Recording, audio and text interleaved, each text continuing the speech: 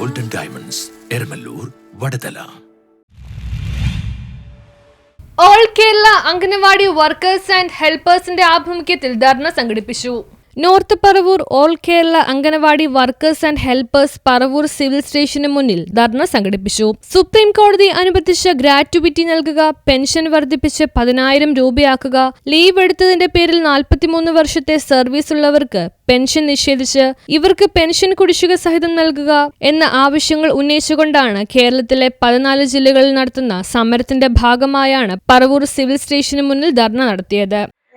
അംശാദായം അടച്ചിട്ടുണ്ടെങ്കിൽ pension കിട്ടുമായിരുന്നു.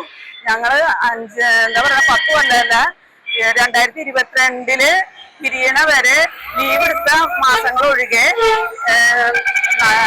നല്ലപോലെ ഞങ്ങളുടെ അംശാദായം പിടിച്ചിട്ടുണ്ട്. ഇപ്പൊ 2016 ക്ഷേമനിധി ബോർഡ് രൂപീകരിച്ചെന്ന് പറഞ്ഞുകൊണ്ട് ഞങ്ങളുടെ അംശാദായം ഞങ്ങളെ കൊണ്ട് അടപ്പിക്കാണ്ട് അവരും അടയ്ക്കാതെയുണ്ട്. ക്ഷേമനിധി മുടങ്ങിപ്പോയി എന്നുള്ള ഒരൊറ്റ പേര് പറഞ്ഞ്.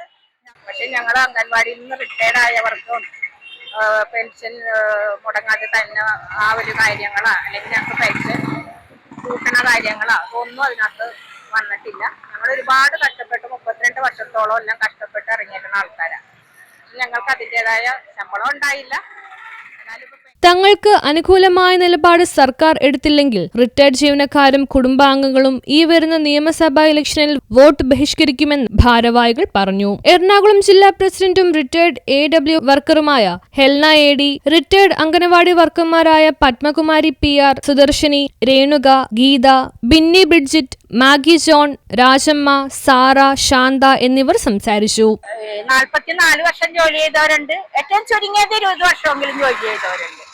അങ്ങനെ ആയ ഈ 62ാമത്തെ വയസ്സിൽ ഞങ്ങള് പെൻഷൻ എന്നും പറഞ്ഞൊരു പെൻഷൻ ബോർഡ് രൂപീകരിച്ച് ഞങ്ങളെ പുറത്തു നിർത്തിയിട്ടും മതിയായ ഒരു ക്ഷേമ പെൻഷൻ കിട്ടുന്നത് പോലും ഞങ്ങൾക്ക് കിട്ടാത്ത ഒരവസ്ഥയേക്ക് 62ാമത്തെ വയസ്സിലാണ് എല്ലാവരും തന്നെ റിട്ടയർഡ് ആവുന്നത്.